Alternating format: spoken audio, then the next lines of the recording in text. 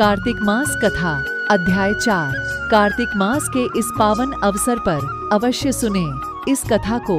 आइए जानते हैं आगे विष्णु भगवान के मत्स्य अवतार के बारे में। नारद जी ने कहा, ऐसा कहकर भगवान विष्णु मछली का रूप धारण करके आकाश से जल में गिरे।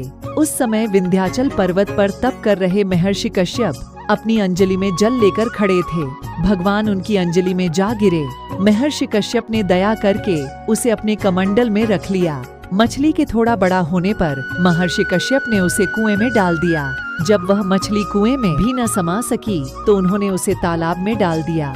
जब वह तालाब में भी न आ सकी तो उन्होंने उसे समुद्र में डाल दिया। वह मछली वहाँ भी बढ़ने लगी। फिर मत्स्य रूपी भगवान विष्णु ने इस शंखासुर का वध किया और शंखासुर को हाथ में लेकर बद्रीवन में आ गए। वहाँ उन्होंने संपूर्ण आर्षियों को बुलाकर इस प्रकार आदेश दिया, मुनीश्वरों, तुम जल के भीतर बिखरे हुए वेद मंत्रों की खोज करो और जितनी जल्दी हो सके उन्हें सागर के जल से बाहर निकाल लाओ। तब तक मैं देवताओं के साथ प्रयाग में मैं ठहरता हूँ। तब उन तपोबल संपन्न महर्षियों ने यज्ञ और बीजों सहित संपूर्ण वेद मंत्रों का उद्धार किया। उनमें से जितने मंत्र जिस अर्षि ने उपलब्ध किए वही उन बीज मंत्रों का उस दिन से ऋषि माना जाना लगा। तदनंतर सब ऋषि एकत्र होकर प्रयाग में गए। वहां उन्होंने ब्रह्मा जी सहित भगवान विष्णु को उपलब्ध हुए सभी वेद मंत्र समर्पित कर दिए। सब वेदों को पाकर ब्रह्मा जी बहुत प्रसन्न हुए। उन्होंने देवताओं और ऋषियों के साथ प्रयाग में अश्वमेघ यज्ञ किया।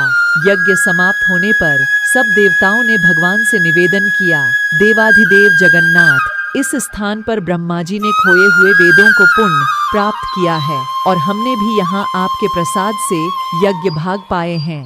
अतः यह स्थान पृथ्वी पर सबसे श्रेष्ठ, पुण्य की वृद्धि करने वाला एवं भोग तथा मोक्ष प्रदान करने वाला हो।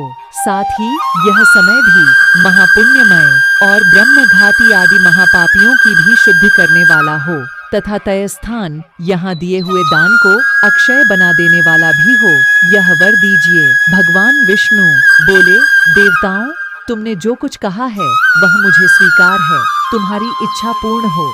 आज से यह स्थान ब्रह्म क्षेत्र के नाम से प्रसिद्ध होगा। सूर्यवंश में उत्पन्न राजा भगीरथ यहाँ गंगा को ले आएंगे और वह यहाँ सूर्य कन्या यमुना से मिलेगी। ब्रह्मा जी और तुम सब देवता मेरे साथ यहाँ निवास करो।